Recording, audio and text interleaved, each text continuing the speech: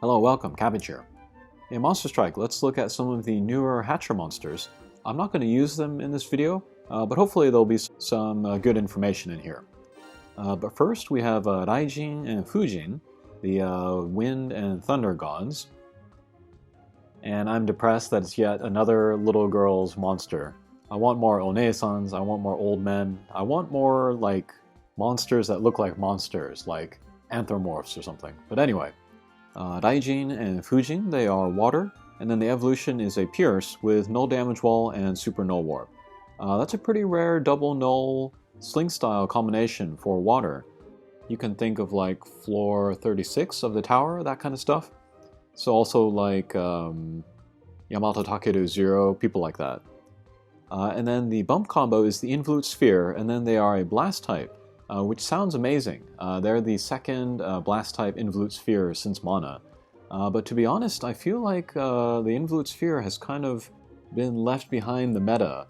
I actually don't use Mana anymore to farm easy quests because there are many other characters with better bump combos. I even like the lock-on Pierce Wave that like Gon or Nonno Alpha has better. Strike Shot is very good though. They split in two and then they fly around. And they're very strong and they don't lose a lot of speed, so you can get a lot of attacks with that strike shot. They look pretty solid, but no real place that you need them for the moment. Maybe farming easy quests is where they are at their best right now, since they're pierced with a nice bump combo. And then the Ascension is maybe a little bit more interesting. It's a bounce, and then Super Minesweeper M. So at the beginning of every stage, they'll have the 4 mines on them already. Also null speed down wall, we'll see if that is useful this year. And then Light and Dark Slayer, which is interesting on a water character. Bump combo, both are new. One is the super lock-on spreading wave. The regular lock-on spreading wave, that's like Hold Eye and stuff. But this character has the super version. It will do 150,000. And I think it does more as it travels across the screen and gets bigger, but I might be wrong about that. Maybe it just gets bigger. And then the sub-bump combo is the Super Hit All Lightning. So that'll be 100,000 damage on everybody, which used to be a lot. That would take down all of the little guys guaranteed. These days, not so much. But this is a sub-bump combo. So if in the future there's a future monster that has this as a main bump combo, that would be really, really strong. And then Strike Shot might be the most interesting thing about them. But they get speed and power up, and then they go through walls. And this is every 8 turns. So that also makes them resistant to the Sling Style Change panels, or the magic circles every other turn. So I think they're kind of a funky, fun character. If I got one of them, I'd probably use this Ascension version. Okay, next, let's talk about Ruby. She's the new Transcendent form that came out today. And she's pretty good. She's based off the old Ascension version, so Pierce, Blast type, low stats overall. And then Null Warp, that's her only null ability. Strike Shot Reducer, and then the Bump Combo Boost, which will give her an extra 50% to her Bump Combo. And then, combined with her being a Blast type, will mean super duper damage from her Bump Combos. And then she has the twin Dunk Laser EL. I love Dunk Lasers, they're a lot of fun. And then a sub-bump combo is the Super Piercing Homing Shot 12. So she's very, very strong. There's a bunch of videos of her going through like Izanagi and then Kushinada and stuff and just melting guys. So it'll be good for like medium to easy quests. We'll see what kind of high-level quests she'll be good for in the future. The low stats, though, it might hurt her in those high-level quests. And then Strike Shot, the same as before as well, goes into counterattack mode. But since she gets so many boosts from her different abilities, it'll still be really strong, her counterattack bump combo. And then I've seen, like, in Izanagi, if you have a team full of Ruby and they're all in counterattack mode, you can one-punch Izanagi boss on that last stage when it explodes the top half of the screen. That was pretty funny. And even if the Dunk Laser doesn't appeal to you, like it's too much thinking to make it work well, the secondary bump combo of the homing shot's really good.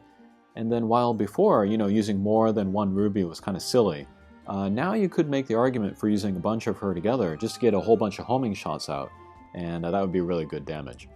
She'd be a fun character, but she does have to compete with Excalibur, another fire character with Null Warp. She might be a really good candidate for the Super Bias Scroll. That'll make her Super Blast type. And so, a lot of times when you use a character with a Dunk Laser, you want to use them with another character with a Blast Pump combo. So that with Ruby, you can just hit that character, like Othello or somebody. You can just hit that character, and then the Dunk Laser will come out in the direction that you were firing. And then, with being a Super Blast type, that Dunk Laser will come out at full power, so yeah, that's pretty tempting to give that Super Bias Scroll to her. Okay, last, let's talk about Ra, and this is the one that I'm the most happy about. I really like Ra, mostly for her artwork of her Ascension version, which I still think is one of the best artworks in the game. But this new Transcendent Kai version is pretty good too. But she's probably the best Transcendent Kai to come out so far. One, because she's good at everything. She's one of the most well-balanced characters to come out recently. Other good candidates would be like Gon and stuff, but Ra has high stats, good null abilities, nice slayers, good bump combo, good strike shot, so just everything about her is good. And then all of the Transcendent Kais, they have a connect skill, which presumably is there so that it's not as easy, and so that they're not overpowered. But Ra's connect skill is so easy to fulfill, her requirement, that it's almost like it's not there at all. You just have to use another character in your team that is not light element.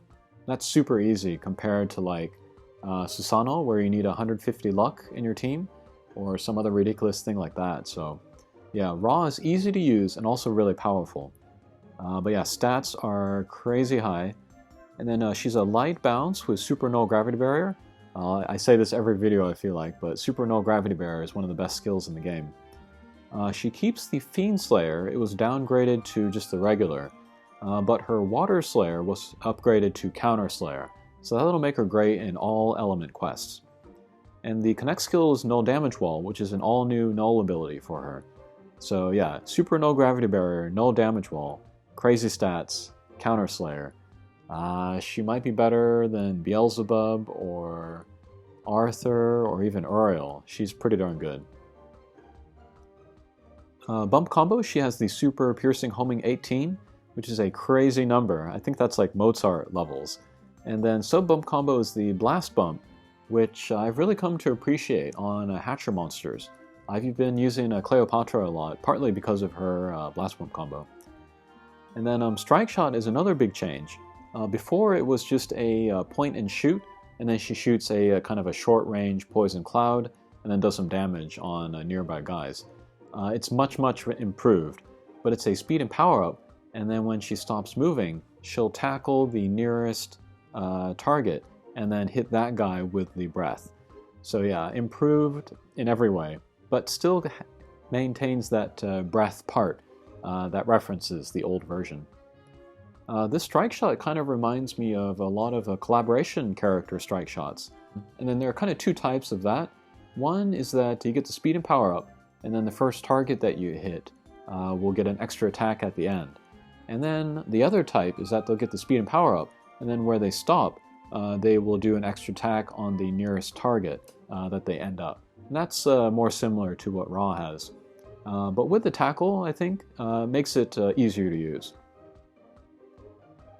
I would not use the strike shot, you know, kind of keeping that targeting in mind for the end of the movement, because it's just too tough. And then she's a bounce, so there might be irregular bounds. Instead, I would use it primarily for the speed and power up, and then wherever she ends up, you just roll the dice and maybe get some bonus damage in there. Probably best to use it when the boss is alone, and there are no like shields or drones around. But yeah, those are the three newest characters. They're all interesting and powerful in their own ways, but I prefer Ra myself. Okay, thanks for watching, and we'll see you again. Take care.